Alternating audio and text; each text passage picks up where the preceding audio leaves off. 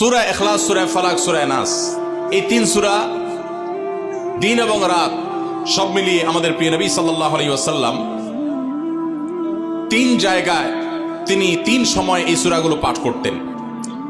একটা হলো সকাল এবং সন্ধ্যায়। সকাল এবং সন্ধ্যায় নবী করিম সাল্লাল্লাহু আলাইহি ওয়াসাল্লাম তিন কুল পড়তেন। এটাকে সংক্ষেপে বলা হয় তিন কুল। যেহেতু তিন সূরা শুরুতে কুল শব্দটা আছে, এই জন্য সংক্ষেপে বলা হয় তিন কুল। এই তিন কুল ইখলাস, ফালাক, নাস, এই শেষের তিনটা সূরা কোরআনের, এই তিনটা সূরাকে আমাদের প্রিয় নবী সাল্লাল্লাহু আলাইহি ওয়াসাল্লাম সকাল সন্ধ্যায় পড়তেন। একটা টাইম পাইলাম, কোন টাইমে পড়তেন? সকাল এবং সন্ধ্যায়।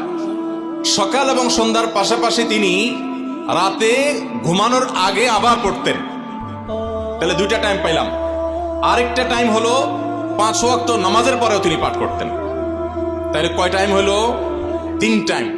3 কুল পড়তে হয় প্রতিদিন রাত পুরা 24 ঘন্টার মধ্যে। কয় টাইম? 3 কুল 3 সময়ে পড়তে হয়।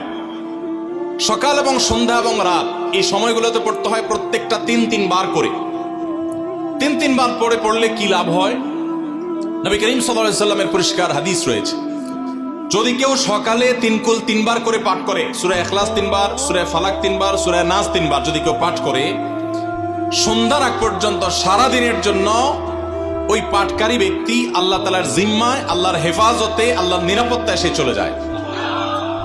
যত প্রকার অনিষ্ট আছে, ক্ষতি আছে, দৃশ্যমান ক্ষতি, অদৃশ্যমান ক্ষতি, সব ধরনের ক্ষয়ক্ষতি থেকে এবং আকস্মিক বিপদ থেকে, মুসিবত থেকে আল্লাহ রাব্বুল আলামিন ওই ব্যক্তিকে হেফাজত করেন, যে ব্যক্তি ইয়াকিনের সাথে, ঈমানের সাথে, দৃঢ়তার সাথে আল্লাহ তাআলার কাছে প্রার্থনা করে এই সূরাটা সকালে 3 বার পাঠ করে। একইভাবে যে ব্যক্তি সন্ধ্যায় পাঠ করে, মাগরিবের আগে বা পরে, আসরের পর থেকে নিয়ে মাগরিবের আগে কিংবা এশার আগ পর্যন্ত পুরো সময়ের ভিতরে যদি কেউ এই 3 কুল 3 বার পাঠ করে, তো সারা রাত জুড়ে ওই ব্যক্তি, এই পাঠকারী ব্যক্তি আল্লাহ রাব্বুল আলামিনের নিরাপত্তায় প্রবেশ করে যায়।